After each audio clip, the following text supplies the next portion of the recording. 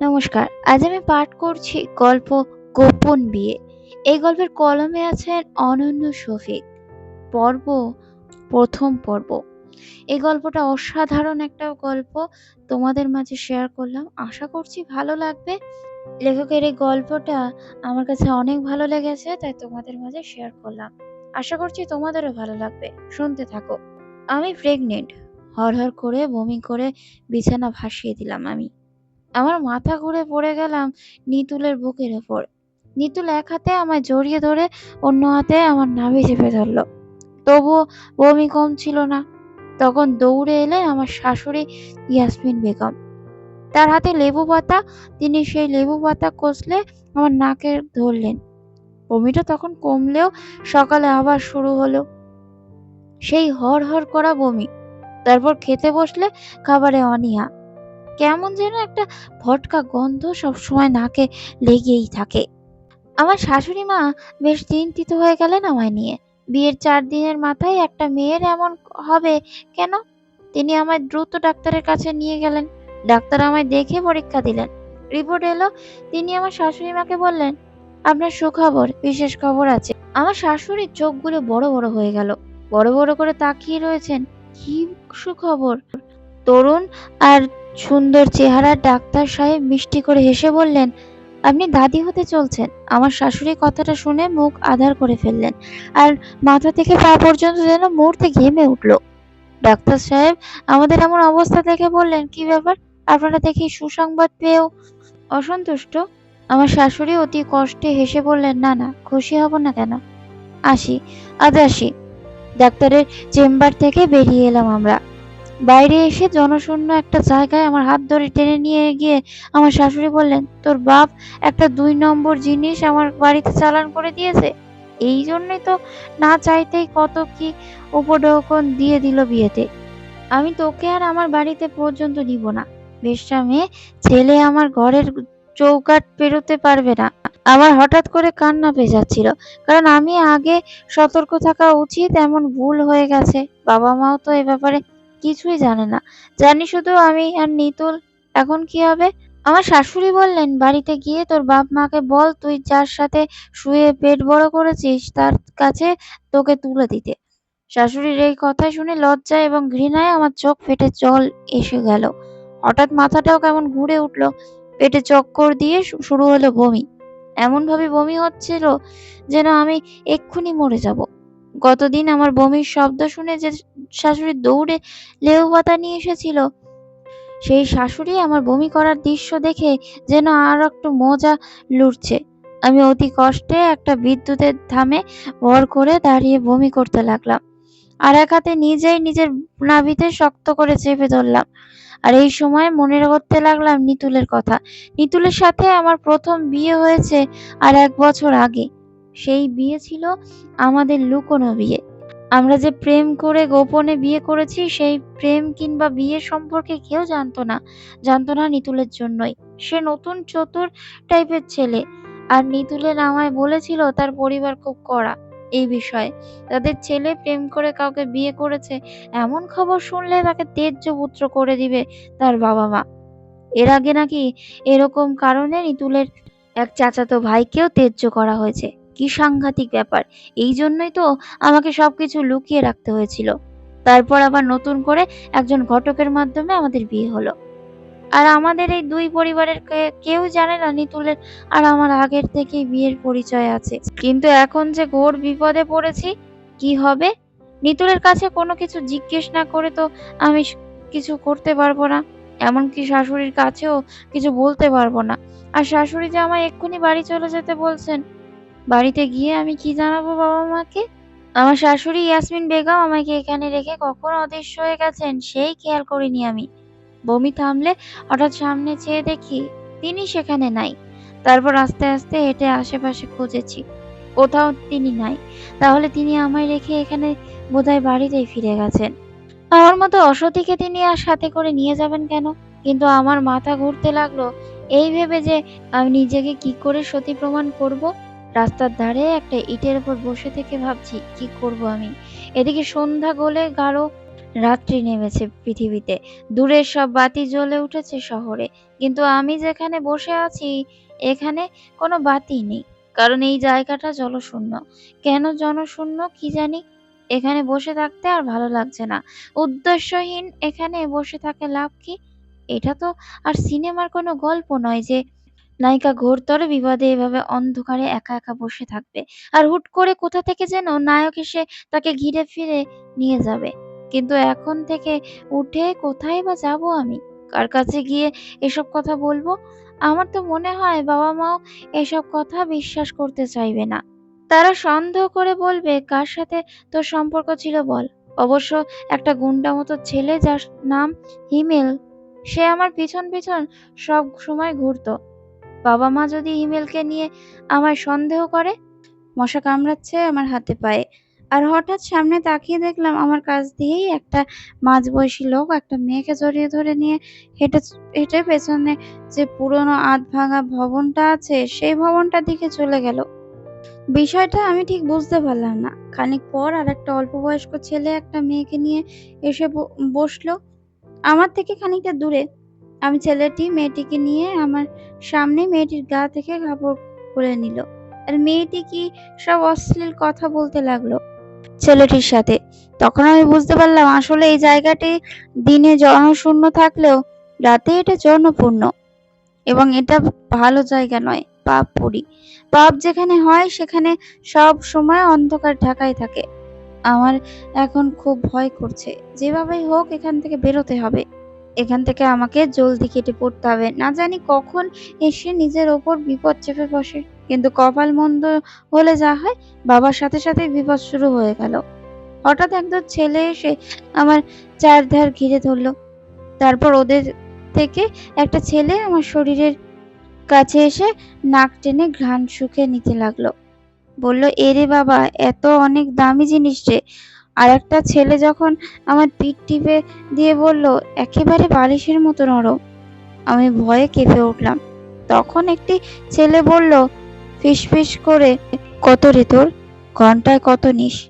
আমি কেঁদে ফেললাম ভয়ে আর বললাম, আমি ভালো মেয়ে ভাই, আমাকে যেতে দিন আপনারা। কথাটি বলে উঠে দাঁড়াতে চাইতেই দুটো ছেলে আমায় পেছন থেকে আঁকড়ে ধরলো।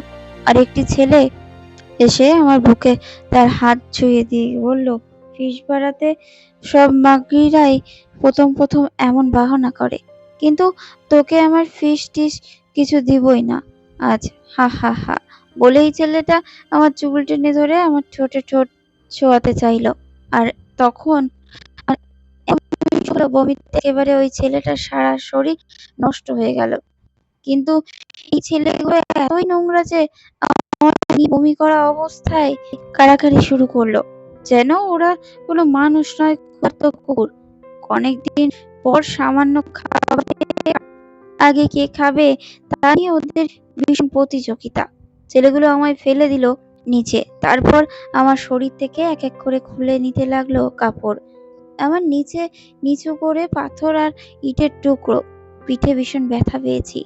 আর সতীত্ব সম্ভ্রম হারানোর ভয়ে শরীর শিউরে উঠছি বারবার। ওরা কি তবে আমার সতীত্ব হরণ করবে আজ? আমি গলা ছেড়ে চিৎকার করে উঠলাম, বাঁচাও, প্লিজ বাঁচাও আমায়। ওদের থেকে অনেক কসরত করেছি আমি বেঁচে যেতে, কিন্তু কিছুতেই কিছু হচ্ছে না। আমি একা কিছুতেই ওদের সাথে বাঁচতে পারবো না। আমায় কেউ বাঁচাও। কেউ একজন এগিয়ে এলো হঠাৎ। অন্ধকারে তাকে চেনা গেল না। যে এগিয়ে এলো সে একাই কি করে 8-10 জনকে ঘায়েল করে ফেললো। আমার মনে হলো এ নিশ্চিত বীর পুরুষ হবে। মনে মনে কৃতজ্ঞতা প্রকাশ করে চোখ খুললাম। ওই ছোকরাগুলো ততক্ষণে দৌড়ে পালিয়ে গেছে খ্যাকশিয়ালের মতো। আর যিনি আমায় বাঁচাতে এসেছেন তিনি তার টর্চ ধরলেন এদিকে এবং আমার মুখ দেখে চমকে উঠে বললেন, নাতাশা। তার কণ্ঠে আমার নাম শুনে হতবাক হয়ে তাকাতেই দেখলাম ডাক্তার ইমতিয়াজ। বড় অবাক করা কাণ্ড, আমি যে ডাক্তারের কাছে আজ এসেছিলাম ইনিই তিনি। তিনি আমার নাম পর্যন্ত মনে রেখেছেন। আমি ফ্যাল ফ্যাল করে তাকিয়েছিলাম ইমতিয়াজের দিকে। ডাক্তার ইমতিয়াজ তখন অন্য দিকে তাকিয়ে তার নিজের গা থেকে শার্টটা খুলে আমার হাতে ছুঁড়ে দিয়ে বললেন, এটা পরে নিন আগে। আমি আমার পরনের জামার দিকে তাকিয়ে দেখি ওই শয়তানগুলো আমার জামাটা ছিঁড়ে ফেলে দিয়েছে। কিঞ্চিৎ লজ্জা দুঃখে তীব্র এক দীর্ঘশ্বাস গিলে ফেলে ডাক্তার ইমতিয়াজের শার্টটা পরে নিলাম। তারপর ডাক্তার ইমতিয়াজ আমায় নিয়ে হেঁটে হেঁটে গেলেন একটা নির্জন বটবৃক্ষের নিচে। সেই বটবৃক্ষের গুঁড়ি ইট পাথর দিয়ে বাঁধানো, অন্ধকার নেই ওখানে, রঙিন চোখ ধাঁধানো আলো। সেই আলোর কাছে এসে উড়ছে নানান জাতের পোকামাকড়। ডাক্তার ইমতিয়াজ আমায় বললেন, বসুন। আপনার ভাগ্য ভালো যে আমি আজ সাথে করে গাড়ি আনিনি। আরো ভাগ্য ভালো যে মনের শখে হেঁটে হেঁটে বাসায় ফিরছিলাম, নয়তো কে শুনতো আপনার এই করুণ আর্তনাদ। আমি বসলাম আর কাঁপা কাঁপা গলায় বললাম, আপনাকে অনেক ধন্যবাদ দেওয়ার ভাষা নেই এবং জানাও নেই আমার ধন্যবাদ দেওয়ার। ডাক্তার ইমতিয়াজ মৃদু হাসলেন। হেসে তিনি এবার বললেন, আপনি এখানে কিভাবে এলেন? আমি চুপ করে আছি। কি বলবো আর কি বুঝাবো বুঝতেই পারছি না। তবে ডাক্তার ইমতিয়াজের প্রতি কৃতজ্ঞতায় আমার মন পরিপূর্ণ। কিন্তু এখন ভাবছি অন্য কিছু। কোথাও যাব এখন আমি? আচ্ছা, এতক্ষণে তো নিতুলের সবকিছু জেনে যাওয়ার কথা। সে যদি জানে মা আমায় ফেলে চলে গেছেন, তবে তো সঙ্গে সঙ্গে তার দৌড়ে আসার কথা। সে আসছে না কেন তবে? ডাক্তার ইমতিয়াজ আমার কাছ থেকে কোনো উত্তর না পেয়ে আবার বললেন, আপনার শাশুড়ি মা কোথায়? ইনি আপনাকে এখানে একা রেখে চলে গেলেন কিভাবে? না মানে, ডাক্তার ইমতিয়াজ আমায় আশ্বস্ত করে বললেন, ভয় এবং সংকোচের কোনো প্রয়োজন নেই। আমি আপনার ভাইয়ের মতো। আপনি সব খুলে বলতে পারেন আমায়। এবার আমার খানিক সাহস হলো আর আমি তার কাছে সবকিছু খুলে বললাম। শুনে ডাক্তার ইমতিয়াজ মুখ ভার করে রাখলেন। তারপর চট করে বললেন, নিতুলের নাম্বারটা দিন আমায়। নিতুলের নম্বর আমার মুখস্থ। আমি ডাক্তার ইমতিয়াজের কাছে ওর নম্বর বললাম। ইমতিয়াজ নিজের ব্যাগ থেকে ফোন বের করে নিতুলকে ফোন দিলেন আর বললেন আমার বিপদের কথা। কিন্তু নিতল বলল, ভাইয়া আমি নিজেও খুব বিপদে আছি। মার কথার ওপর কোনো কথার কিংবা কিছু করার আমার সাহস নাই। নাতাশাকে বলুন যে আপাতত কদিন কোথাও সেটেল হোক, তারপর আমি দেখছি কি করা যায়। কি অদ্ভুত ধরনের কথা! আর নিতুল এরকম করে বলতে পারলো কিভাবে বললো? ডাক্তার ইমতিয়াজ আমার দিকে তাকিয়ে মুচকি হেসে বললেন, আপনি হলেন জগতের শ্রেষ্ঠ বোকাদের একজন। এমন কাপুরুষদের কেউ দুবার বিয়ে করে? আর নিজ দিকে তাকিয়ে আছি আর আমার চোখ থেকে ছটফট করে জলের মতো গড়িয়ে পড়েছে গালের ওপর। ভাবছি আমি নিতুলের কথা, ওর জন্য কিনা আমি কি কি করেছি।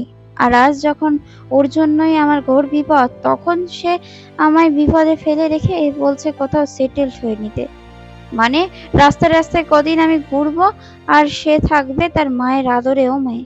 ডাক্তার ইমতিয়াজ বললেন, আসুন, আপনাকে আমি আপনার বাবা মার কাছে পৌঁছে দিই। আমি মনে করি শ্বশুর বাড়ি না গিয়ে আপনার বাবার বাড়িতেই যাওয়া উচিত। আমি প্রায় কাঁদো কাঁদো গলায় ডাক্তার ইমতিয়াজকে অনুনয় করে বললাম, বাবার কাছে গেলে ওনারা কখনোই আমায় আস্ত রাখবেন না। যেহেতু ভুল করে ফেলেছি সেহেতু এই ভুল আমাকেই শুধরাতে হবে। আপাতত আমি কোথাও যেতে পারবো না। ডাক্তার ইমতিয়াজ বললেন, গাছতলায় বসে থাকলে আর একটা নতুন ভুল করবেন। আগের কুকুরগুলোর চেয়েও হিংস্র কুকুর এই শহরে আছে। ওরা ঘুরছে খাবারের আশায়। আপনাকে একা পেলেই শুনে আপনার শরীর কেঁপে উঠল। আমি আবার দুঃখী মানুষের মতো ফ্যাল করে তাকিয়ে রইলাম ডাক্তার ইমতিয়াজের দিকে। ডাক্তার ইমতিয়াজের আমার দুঃখী চোখ দেখে বড় মায়াই হলো। তিনি বললেন, আসুন, আমার সাথে আসুন। আমি কিছু জিজ্ঞাসা করলাম না, কোথায় যাব আমরা? ডাক্তার ইমতিয়াজ আমায় নিয়ে হাঁটতে লাগলেন রাস্তার ডান পাশ ধরে। আমাদের ওপর সোডিয়াম লাইটের মৃদু আলো। সেই আলোয় পথ হাঁটতে হাঁটতে আমার মন কেন খারাপ হয়ে গেল। মনে হলো এই পৃথিবীতে ভালোবাসা বলতে কিছুই নেই, সব ধোঁকা, সব কাল্পনিক। ডাক্তার ইমতিয়াজ আমায় নিয়ে এলেন তার বাসায়। একেবারে নীরব গর্জন একটি বাড়ি। পুরোটা বাড়ি শূন্য, আর একটি প্রাণীকেও দেখা গেল না সারা বাড়িতে। আমি অবাক হয়ে জিজ্ঞেস করলাম, আপনি কি এখানেই থাকেন ডাক্তার ইমতিয়াজ? ডাক্তার ইমতিয়াজ বললেন, যার কেউ নেই তার তো একাই থাকতে হয়। আমি অবাক হলাম। অবাক হয়ে জিজ্ঞেস করলাম, কেউ নেই মানে? আপনার ওয়াইফ কোথায়? ইমতিয়াজ হা হা করে হাসলেন। তারপর বললেন, ছাড়ুন এসব কথা। আপনি ওয়াশরুমে যান, ওই যে ওয়াশরুম, ফ্রেশ হয়ে আসুন। আমি ওয়াশরুমের দিকে হেঁটে যাচ্ছিলাম, তখন আবার পেছন থেকে ডাকলেন ইমতিয়াজ। আমি দাঁড়ালাম। তিনি বললেন, একটু এদিকে আসুন। আমি নির্ভয়ে এগিয়ে গেলাম তার সাথে অন্য একটি ঘরে। ইমতিয়াজ এবার একটা মস্ত আলমারি খুললেন আর ওখান থেকে বের করে আনলেন ৩ রঙা ৩টি শাড়ি, গোলাপি, কলা পাতা রঙা আর গাঢ় নীল। তারপর বললেন, কোনটা পরবেন বলুন। আসলে ৩টি শাড়ি খুব সুন্দর, কিন্তু আমার খুব সংকোচ লাগছিল যেকোনো একটা নিতেই। আর কার না কার এসব শাড়ি? আমি এবার জিজ্ঞেস করলাম, ঘরে মেয়ে মানুষ নাই তো শাড়ি কার? ইমতিয়াজ বললেন, আমার বোনের। বোন? আপনার বোন এখন কোথায়? ইমতিয়াজ চোখে জলের রেখা দেখা গেল। তিনি আগোছালো সেই জল বা হাতের পিঠ দিয়ে মুখ মুছে নিয়ে বললেন, এখন নেই। ইমতিয়াজ আবার বললেন, শুনুন, আপনার যে শাড়িটা ইচ্ছা হয় সেটা পরে নিন। আমার বোনের শাড়ি আপনার পরলে কোনো অসুবিধা নেই, কারণ আপনাকে আমি বোনই ভাবছি, অন্য কিছু না। তারপর ডাক্তার ইমতিয়াজ এই ঘর ছেড়ে অন্য ঘরে চলে গেলেন। আমি নীল রঙা শাড়িটা উঠিয়ে নিয়ে ওয়াশরুমে চলে গেলাম আর ওখান থেকে ফ্রেশ হয়ে নীল রঙা শাড়ি পরে বের হয়ে এলাম। ইমতিয়াজ যখন আমার নীল রঙা শাড়ি পরা অবস্থায় দেখলেন, তখন তিনি অনেকক্ষণ ধরে পলকহীনভাবে আমার দিকে তাকিয়ে রইলেন। আমার কেমন যেন লজ্জা লাগছিল, তাই আমি নিজ দিকে তাকিয়ে রইলাম। ইমতিয়াজ তখন সর্দি এসে যাওয়া নরম গলায় বললেন, নাতাশা, আপনাকে যদি তুমি করে ডাকি তবে কি আপনি রাগ করবেন? আমি হেসে বললাম, মোটেও না। আপনি তো আমার থেকে বয়সে অনেক বড়, ছোটদের তো তুমি করে ডাকতেই হয়। ইমতিয়াজ বললেন, নাতাশা, বিশ্বাস করো, তুমি একেবারে আমার বোন এলিজার মতো। ও ঠিক তোমার মতো ছিল, একেবারে তোমার বয়সী। কিন্তু আমার খুব ইচ্ছে হচ্ছে এলিজার কথা শুনতে। বলুন না প্লিজ। ইমতিয়াজ অনেকক্ষণ চুপ করে রইলেন, তারপর বললেন, চলুন ছাদে যাই। আমি আর বললাম না কিছু। দুজন মিলেই ছাদে উঠলাম। কি সুন্দর ঝকঝকে ছাদ! ছাদের একপাশে গোলাপ বাগান, অন্য এক পাশে গোল টেবিল পাতা। টেবিলের চারপাশে চেয়ার রয়েছে। ইমতিয়াজ বললেন, তোমার কোন দিক দিয়ে যেতে ইচ্ছা করছে? ওই গোলাপ বনের কাছে, না টেবিলের কাছে? আমি বললাম, গোলাপ বনের কাছে। ইমতিয়াজ বললেন, এলিজারও প্রিয় জায়গা ছিল এই গোলাপ গাছগুলো। সারাটা বিকেল সে এই গোলাপ বনের কাছে বসে বসে কাটিয়ে দিত। আমি এবার বললাম, ওর কথা বলুন প্লিজ। ও এখানে কোথায় রয়েছে? দেশের বাইরে কি পৃথিবীর বাইরে? ইমতিয়াজ সাহেবের কথা শুনে আমি চমকে উঠলাম। পৃথিবীর বাইরে মানে এলিজা মরে গেছে? কথা শুনে বলে ফুঁপিয়ে উঠে কেঁদে দিলেন ইমতিয়াজ সাহেব। একজন শক্ত সামর্থ্য যুবকের এমন কান্না দেখে তাকে কিভাবে সান্ত্বনা দিতে হয় তা আমার জানা নেই। আমি শুধু বললাম, প্লিজ শান্ত হন। ইমতিয়াজ তার পকেট থেকে সাদা রুমাল বের করে চোখ মুছে আবার বলতে শুরু করলেন, এলিজা ছিল আমার একমাত্র বোন। বাবা মারা গিয়েছিল এলিজাকে ছোট রেখেই। তারপর মাই আমাদের বড় করে তুললেন। আমি তখন সদ্য এমবিবিএস পাশ করেছি ঢাকা মেডিকেল কলেজ থেকে। আর এলিজা সেবার ভর্তি হয়েছে ইডেন কলেজে। এর মাঝেই তার একটা প্রেম হয়। এলিজার সে প্রেমিক ছিল আমার স্ত্রী বিন্দুর বড় ভাইয়ের বন্ধু। তার প্রেমিকার নাম ছিল পুনম। পুনম যে বিন্দুর পরিচিত তাও জানতো না এলিজা। এলিজা শুধু জানতো পুনম তার বয়ফ্রেন্ড, এছাড়া আর কিছু না। তারপর তারপর কি হলো বলুন? ইমতিয়াজ তার কপালের ঘাম মুছলেন। অগ্রহায়ণের বাতাস বইছে গাছের পাতায় পাতায়, তবুও যে তিনি এত ঘামছেন কি জানি কেন। ইমতিয়াজ বলল, পুনমকে পাগলের মতো ভালোবাসতো এলিজা। মা তার রিলেশনের ব্যাপারে জানতে পেরে এলিজাকে অনেক বকেন, মারধর পর্যন্ত করেন। চেম্বার থেকে বাসায় ফিরে এসব শুনি আমি মাকে বোঝাই, বলি, মা, যুগ পাল্টেছে। এখনকার ছেলেমেয়েরা নিজেদের পছন্দে প্রেম করেছে এবং তারা হ্যাপিও হয়েছে। আর এলিজা এখন যথেষ্ট ম্যাচিওর, সো তাকে বাধা না দেওয়াই উত্তম হবে আমাদের জন্য। ও যদি কাউকে ভালোবেসে থাকে, হ্যাপি হতে পারে, তাতে আমাদের সমস্যা কোথায়? মা আমার কথা শুনলেন। তারপর এলিজাকে মা বললেন, ছেলেকে বল বাবাকে বলতে আমাদের বাসায় এসে কথা বলার জন্য। এলিজা পুনমকে জানালো। তার দুদিন পরে পুনমের বাবা এলেন আমাদের বাড়িতে এবং তিনি এসে কথাবার্তা বলে এলিজার হাতে আংটি পরিয়ে দিয়ে গেলেন। এর কদিন পরেই বিয়ে পড়িয়ে দেওয়া হলো ওদের। এরপর থেকে পুনম নিয়মিত আসা যাওয়া করতে লাগলো আমাদের বাড়িতে। আর এলিজা ছিল অনেক হ্যাপি। আমি ইমতিয়াজ সাহেবের কথাগুলো শুনেছিলাম খুব মনোযোগ সহকারে। শুনতে আমার ভালোই লাগছিল। আমি এবার পরবর্তী অংশ শোনার জন্য আগ্রহ ভরা গলায় বললাম, তারপরে কি হলো? এলিজা মারা গেল কিভাবে? আর পুনামি বা কোথায়? আপনার ওয়াইফের কথা বলেছিলেন, তিনি কোথায় এখন? আর আপনার মা, তিনি এখন কোথায় আছেন? ইমতিয়াজ বললেন, আমার মাথা ব্যথা করছে। প্রতিদিন রাতে আমার এমন হয়। এখন উঠতেও পারবো না। তুমি আমার জন্য এক গ্লাস পানি আনতে পারবে বোন? তেষ্টা পেয়েছে খুব। আমি বললাম, এক্ষুনি এনে দিচ্ছি। বলে আমি সিঁড়ি ভেঙে দৌড়ে নিচে গেলাম এবং জগ ভর্তি করে পানি নিয়ে এলাম। কিন্তু ছাদে এসে আমি হতবাক হয়ে গেলাম। ইমতিয়াজ সাহেব শুয়ে আছেন ছাদের ধুলোবালির ওপর। আমি দ্রুত জগটা মাটিতে রেখে তার কাছে গেলাম। গিয়ে দেখি তার জ্ঞান নেই। মুখ দিয়ে কেমন ফেনা বের হচ্ছে। আমি কি বুঝবো বুঝতে পারছি না। আমার কপালে কেন শুধু বিপদ আর বিপদ। ইচ্ছে করে চিৎকার করে কাঁদতে, কিন্তু কেঁদে আর কি লাভ হবে? তার চেয়ে কিছু একটা করতে হবে। কিন্তু কিভাবে করব আমি? ইমতিয়াজ সাহেবের কাছে এসে তাকে ডাকতে চাইলাম, কিন্তু কি বলবো, কি ডাকবো ঠিক করতে পারলাম না। ডাক্তার কিংবা স্যার বলে ডাকা ঠিক হবে না, নাম ধরেই ডাকাও ঠিক হবে না, কারণ তিনি আমায় বোন ডেকেছেন। ফস করে আমার মুখ থেকে ভাই বেরিয়ে গেল। আমি তার হাত ধরে নাড়া দিয়ে জোরে জোরে ডাকতে লাগলাম, ভাইয়া, এই ভাইয়া। ইমতিয়াজ সাহেব সাড়া দিচ্ছেন না। আমি দ্রুত তার মাথায় জগের পানিটা ঢাললাম, চোখ মুখে পানি ছিটিয়ে দিলাম। এতেও কাজ হলো না। ভয়ে আমার শরীর হাত পা কাঁপছে। মনে মনে আল্লাহকে ডেকে আবার নিচে নামলাম আর নিচ থেকে বড় দুটো বোতল ভরে নিয়ে দৌড়ে সিঁড়ির উপরে উঠে ইমতিয়াজ সাহেবের মাথায় পানি ঢালতে লাগলাম। বোতলের পানি ঢালার ইমতিয়াজের সাহেবের হাতের একটা আঙুল নড়ল, তারপর চোখের পাতা। আমি এরপর তার হাত ধরে কেঁদে ফেললাম, কাঁদতে কাঁদতে। তখন আমি শুধু বলছিলাম, ভাইয়া রে, এই ভাইয়া, কথা বলো ভাইয়া। ইমতিয়াজ সাহেব ঝাপসা চোখে আমার দিকে তাকিয়ে বললেন, এলিজা, এই এলিজা। তিনি আমার নাকে মুখে তার হাত বুলিয়ে দিয়ে বললেন, তুই কোথায় চলে গিয়েছিলি এলিজা? আমি তখনও কাঁদছি। কি সব বিপদে পড়ছি আবার বারবার। আমি আমি আর আধ বোতল পানি দিয়ে ভালো করে ইমতিয়াজ সাহেবের চোখ মুখ ধুয়ে দিলাম। ইমতিয়াজ সাহেবের মাথাটা মনে হয় এখন ঠিক হয়েছে। তিনি এখন আমায় চিনতে পারছেন। ইমতিয়াজ সাহেব আস্তে আস্তে উঠে বসলেন। তোমাকে ধন্যবাদ বোন, আমার হঠাৎ মাথা ঘুরে গিয়েছিল। তারপর কি হলো জানি না। আপনি কি বললাম, আপনার কি এমন আরো হয়েছে কখনো? মাথা ব্যথায় হয় প্রতিদিন, কিন্তু আজই প্রথম ঢলে পড়েছি। আপনি টেস্ট করেন ভাইয়া। আমায় ভাইয়া ডেকেছো তুমি?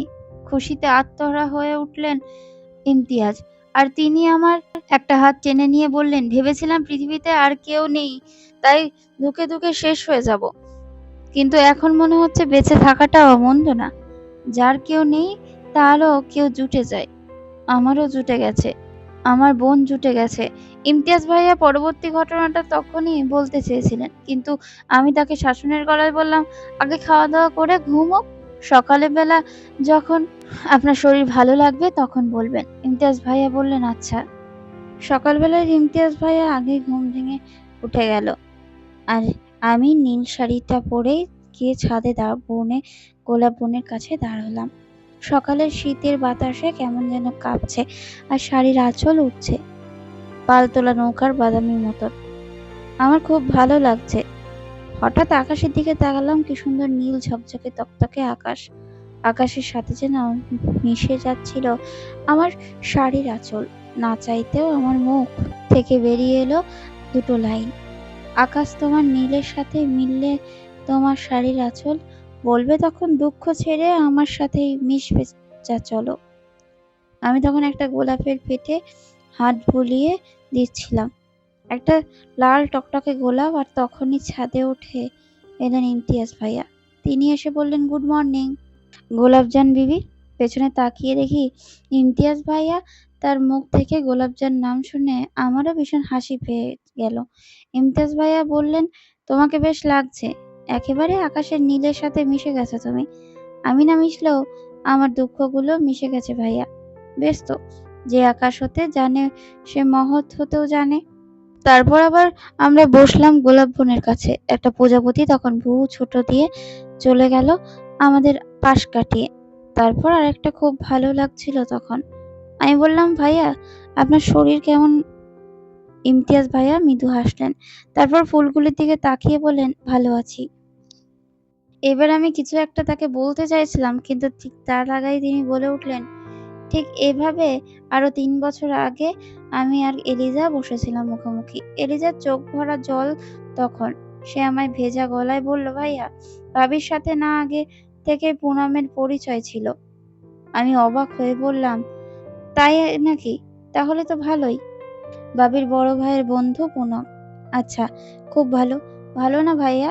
ভালো না একটুও, বলে ফুঁপিয়ে কেঁদে উঠল এলিজা। আমি অস্থির হয়ে ওকে জিজ্ঞেস করলাম, কি হয়েছে এলিজা? তোর কি হয়েছে? এমন করছিস কেন তুই যে হঠাৎ? এলিজা মুখের শাড়ির আঁচল গুজে দিয়ে বলল, ভাইয়া, ভাবির সাথে পুনমের আগে থেকেই রিলেশন ছিল, এখনো আছে। শুনে কেমন অবিশ্বাস্য লাগলো কথাটা। আমার মনে হলো এলিজা হয়তো কোনো কারণে বিন্দুকে ভুল বুঝিয়েছে। হয়তো ওরা আগ থেকে পরিচিত বলে একসাথে ওদের গল্প করতে করতে এলিজা ভেবে দেখে অন্য কিছু। আসলে কাউকে বেশি ভালোবাসলেই এমন হয়। ভালোবাসার মানুষটিকে নিয়ে সব সময় ভয় কাজ করে। মনে হয় অন্য কেউ যদি তার ভালোবাসার মানুষটিকে তার কাছে থেকে ছিনিয়ে নেয়। এইসব কিছু ভাবছিলাম আমি, আর এলিজাকে সান্ত্বনা দিচ্ছিলাম। কিন্তু এলিজা এবার যে কথাটি বলল তা আরো ভয়াবহ। সে বলল, বিন্দুর সাথে পুনমকে অন্তরঙ্গ অবস্থায় দেখেছে। সে যে তখন ওয়াশরুমে ছিল এবং চট করে ওখান থেকে ফিরে আসতেই চোখে পড়ে এমন দৃশ্য। এলিজার কলিজাগুলো শুনে আমার কান কেমন গরম হয়ে উঠল, আর পায়ের মাটি কেমন যেন দূরে সরে যেতে লাগলো। আমি তখন চিৎকার করে কাঁদতে চেয়ে পারিনি। কেমন যেন বোকাশোকা হয়ে গিয়েছিলাম একেবারে। ইমতিয়াজ ভাইয়া চোখের জলের রেখা দেখা গেল আবার, আর আমারও চোখ ঝাপসা হয়ে আসছিল। আর কেবল বারবার মনে হচ্ছিল, এই যে আমি নিজেকে পৃথিবীর সবচেয়ে বড় দুঃখী মানুষ, এখন আমি মনে হচ্ছে আমার চেয়ে শত শত গুণে বেশি দুঃখী একজন মানুষ এই ইমতিয়াজ ভাইয়া। আসলে আমরা ওপর থেকে যাকে দেখি খুশি খুশি, আর পানস ছাল তার ভেতরে লুকিয়ে থাকে ঠিক ততটাই কিংবা আরো গভীর ক্ষত। আমি এবার পরবর্তী অংশটুকু জানতে চাইলাম, কিন্তু ইমতিয়াজ ভাইয়াকে বলতে পারছিলাম না, কারণ তিনি তখন চোখ মুখ মুছছিলেন। শার্টের হাতা দিয়ে চোখ মুছে নিয়ে ইমতিয়াজ ভাইয়া বাকিটুকু বলতে শুরু করলেন।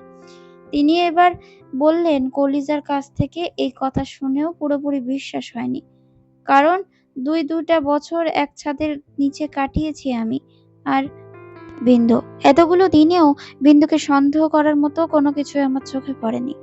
তার আচরণ, ব্যবহার আর কোথাও আমার সব সময় মনে হতো বিন্দু আমায় অনেক ভালোবাসে, বেশি ভালোবাসে, সম্মান করে। ইমতিয়াজ ভাইয়া একটু থামলেন, থেমে একটা দীর্ঘশ্বাস টানলেন। তারপর বললেন, নাতাশা, তোমার সামনে বসে যদি আমি সিগারেট ধরাই তবে কি তোমার অসুবিধা হবে? আমি হেসে বললাম, অসুবিধা হবে না ভাইয়া। ইমতিয়াজ ভাইয়া প্যান্টের পকেট থেকে সিগারেটের প্যাকেট বের করে একটা সিগারেট ঠোঁটে নিয়ে ধরালেন। তারপর সে সিগারেটের ধোঁয়া বাতাসে ছেড়ে দিলেন। আগে সিগারেট খেতাম না, এখন খাই। নাতাশা, আমার না খুব দুঃখ।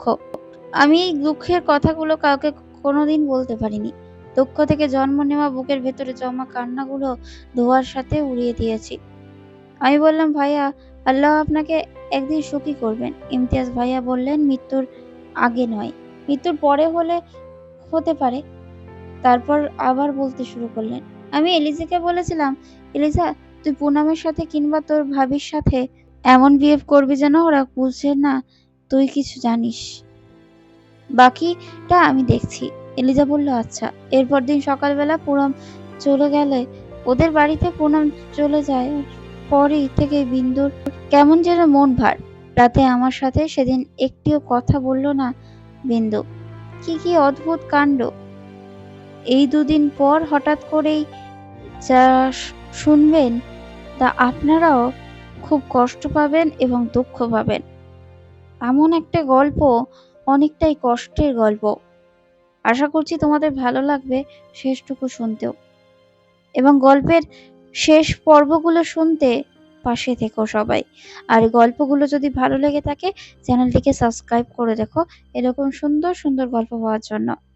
লেখিকার এত সুন্দর একটা গল্প তোমাদের মাঝে শেয়ার করে আমি অনেক খুশি। তোমাদের মাঝে শেয়ার করতে পেরে আমি অনেক নিজেকে ধন্য মনে করছি। খুব সুন্দর একটা গল্প উনি সাজিয়েছেন, গুছিয়েছেন এবং আমাদের সামনে তুলে ধরেছেন। আমার ভালো লেগেছে, তাই তোমাদেরকেও শেয়ার করলাম। আশা করছি তোমাদেরও ভালো লাগলে অবশ্যই লাইক, কমেন্ট করো আর চ্যানেলটিকে সাবস্ক্রাইব করে রেখো। সবাই ভালো থেকো, সুস্থ থেকো। আজকের গল্পটা এই পর্যন্ত। ধন্যবাদ সবাইকে এত মনোযোগ দিয়ে গল্পটি শোনার জন্য।